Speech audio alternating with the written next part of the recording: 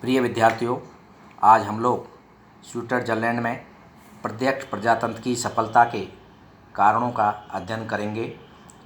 Switzerland में प्रत्यक्ष लोकतंत्र है और प्रत्यक्ष लोकतंत्र का उसे घर भी कहा जाता है। इसका प्रमुख कारण यह है कि विश्व के अनेक देशों में प्रतिनिधात्मक लोकतंत्र को अपनाया गया है, वहीं स्विट्ज़रलैंड में प्रत्यक्ष लोकतंत्र को अपनाया गया है।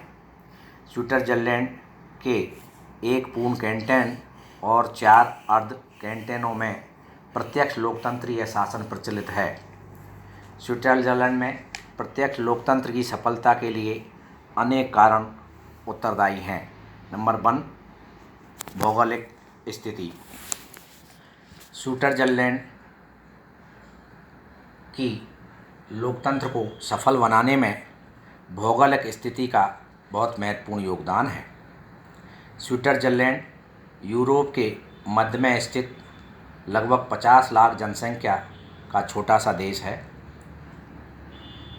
पर्वत तथा अन्य प्राकृतिक बाधाओं से घिरा हुआ होने के कारण स्विस जनता सुरक्षा की भावना अनुभव करती है और लघु आकार तथा कम जनसंख्या के कारण स्विट्ज़रलैंड में लोक निर्णय और आरंभक जैसी पद्धतियों का प्रयोग सफलतापूर्वक किया जा सकता है। नंबर 2, स्विस नागरिकों का चरित्र। प्रत्यक्ष लोकतंत्र की सफलता के लिए स्विट्ज़रलैंड में वहाँ के नागरिकों का उत्तम चरित्र होना भी लाभकारी है, जिसने प्रजातंत्र को सफल बनाने में योगदान किया है। वे लोग बड़े शांति प्रिय हैं और एक दूसरे का सम्मान करते हैं।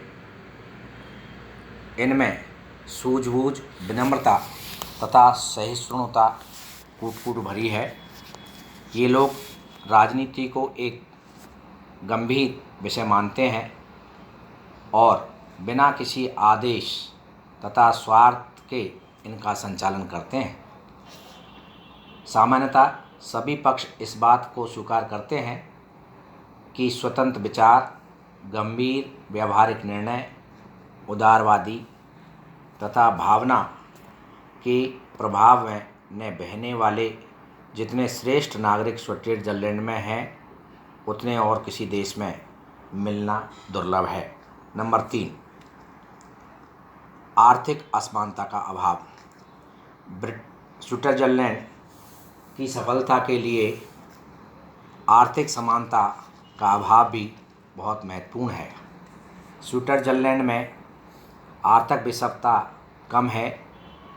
अधिकांश लोग समान रूप से आर्थिक स्थिति में रहते हैं। स्विट्ज़रलैंड के अधिकतर लोग मध्यम वर्ग के हैं।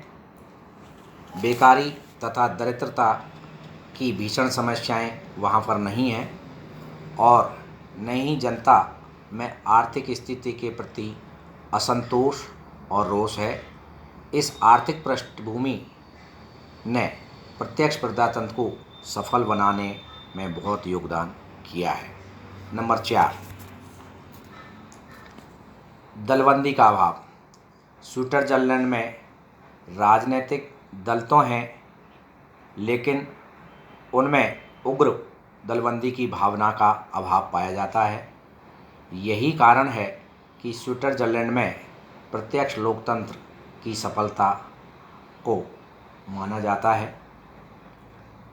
अमेरिका और भारत में व्यावसायिक राजनीतिज्ञों की एक बड़ी जमात है जो राजनीति को भ्रष्ट और राष्ट्रीय हितों की उपेक्षा करते हैं।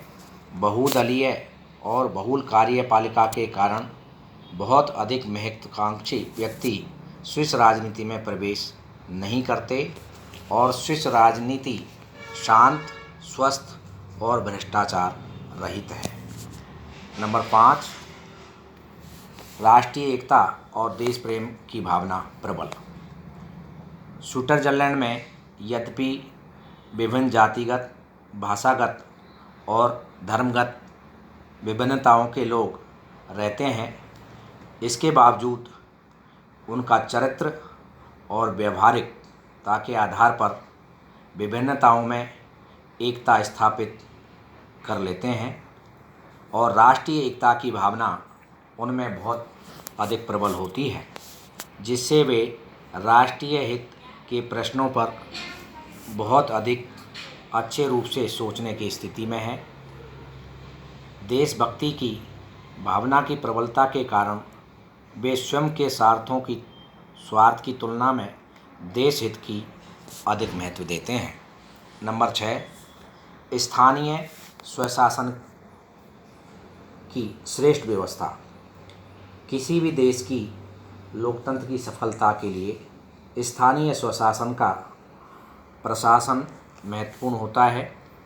स्थानीय स्वशासन स्विट्ज़रलैंड में स्वशासन की व्यवस्थाएं जितनी अधिक श्रेष्ठ हैं उतनी अन्य देशों में देखने को नहीं मिलती हैं। स्थानीय स्वशासन की इस व्यवस्था में स्विस नागरिकों को सार्वजनिक कार्यों का प्रशिक्षण प्रदान किया जाता है और उनमें नागरिक दायित्व की भावना जागृत होती है। नंबर 7, शिक्षा का व्यापक प्रसार। प्रत्यक्ष प्रजातंत्र की सफलता के लिए शिक्षा का महत्वपूर्ण होता है। स्विट्ज़रलैंड में शिक्षा को बहुत महत्व दिया गया है। स्विट्ज़रलैंड के सभी कैंटोनों में निःशुल्क और अनिवार्य प्रारंभिक शिक्षा की व्यवस्था की गई है। शिक्षा को अधिक महत्व देने के कारण स्विट्ज़रलैंड के लोग प्रजातंत्र की सफलता में महत्वपूर्ण सहयोग प्रदान करते हैं। नंबर 8, स्वतंत्र प्रेस। स्विट्ज़रलैंड की प्रत्यक्ष प्रजातंत्र की सफलता के पीछे स्वतंत्र प्रेस का होना भी महत्वपूर्ण है। प्रजातंत्र की सफलता के लिए स्वतंत्र प्रेस महत्वपूर्ण होता है और उसकी भूमिका महत्वपूर्ण के साथ साथ निष्पक्ष भी होती है तथा इसने प्रजातंत्र को सफल बनाने में महत्वपूर्ण योगदान होता है। नंबर 9, व्यावसायिक राजनीतिज्ञों का अभाव।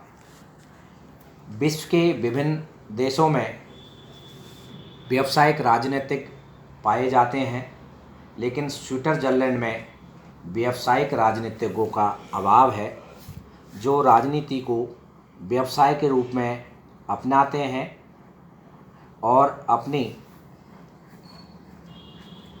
भाग्यवीरता के आधार पर जन भावनाओं को उत्तेजित करके या षड्यंत्रों के आधार पर अनुचित लाभ उठाने की चेष्टा के लिए रहते हैं।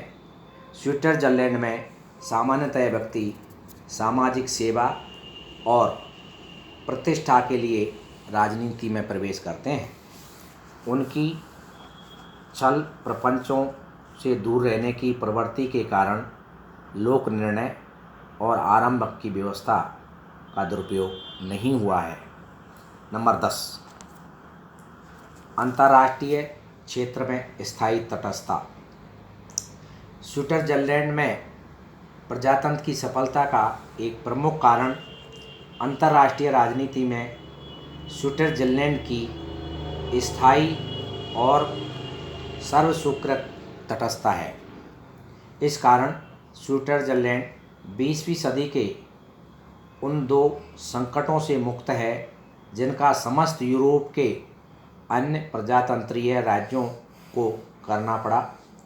स्विट्ज़रलैंड को स्थायी तटस्थता के कारण ही बड़े पड़ोसी देश स्विस राजनीति में हस्तक्षेप करने के लिए प्रेरित नहीं हुए और तटस्थता के कारण ही स्विट्ज़रलैंड अपने समस्त साधनों का प्रयोग आंतरिक, राजनीतिक, आर्थिक और सामाजिक स्थिति को सुधारने में कर सका है।